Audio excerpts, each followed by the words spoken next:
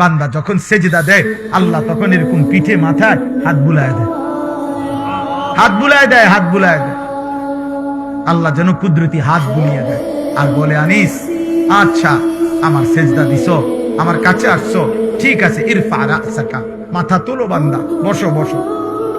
এবার বসাইয়া আল্লাহ নিজে সামনে আইনা আল্লাহ যেন সামনে রেখে বলে, আচ্ছা বান্দা বলো তো কিছু, আর কোনো কিছু বলার আছে তোমার?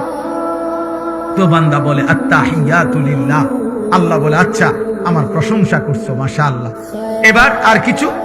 এবার বলে আল্লাহুম্মা সাল্লি আলা মুহাম্মদ, আচ্ছা আমার বন্ধুর দুরূদ পড়ছো, খুশি হলাম, আর কিছু বলবা?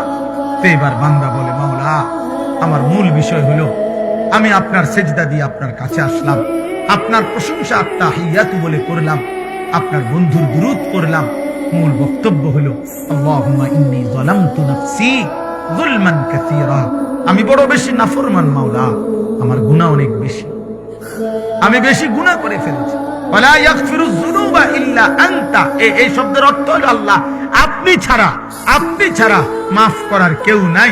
তাহলে আপনি, এ কথা মানুষ বলে সামনে মুখোমুখি ব্যক্তিকে, সামনের জনকে বলে আপনি, বোঝেন নাই আমার কথাটা?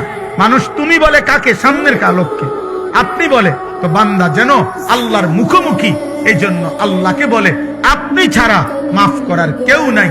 ফাগফিরলি মাগফিরাতাম মিন ইনদিকা, আপনার নিকট থেকে মাগফিরাত দিয়ে আমাকে আপনি মাফ করে দেন।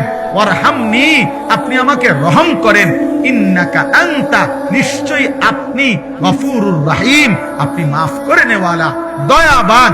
আল্লাহ বলে বান্দা এত কিছু বলে সেজদা দিয়ে আমার প্রশংসা করে আমার বন্ধুর দোয়া দুরূদ শরীফ পড়ে আমার মুখোমুখি, একদম মুখোমুখি থেকে তুমি যখন মাফ চাইছো, এমন মালিক আমি ফিরাইয়া দেই কেমনে? যা বান্দা মাফ।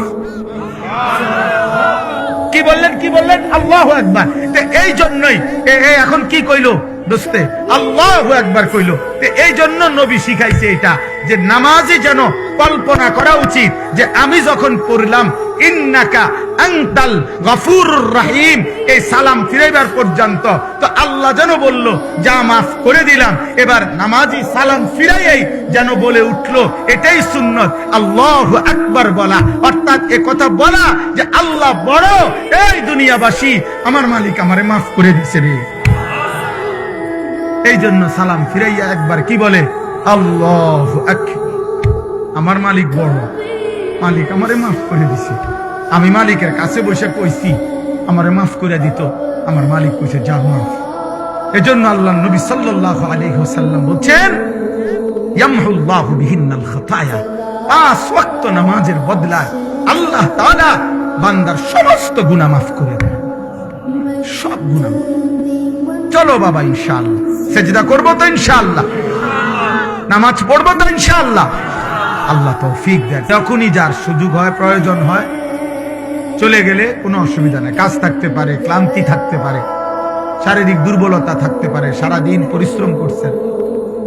এই দ্বিতীয় কথা হলো সবগুলো মোবাইল হাতে ধরা যারা ভিডিও রেকর্ড করছেন এগুলো বন্ধ করতে হবে। মোবাইল হাতে ধরে একজনও ভিডিও বা রেকর্ড করা যাবে না। আগেরটা তো একটু নরমে কইছি, এটা একটু শক্ত বলবো, তবে আশা করা যায় এটার উপরে আরেকটু শক্ত হবে।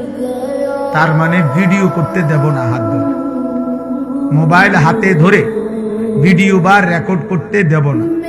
যদি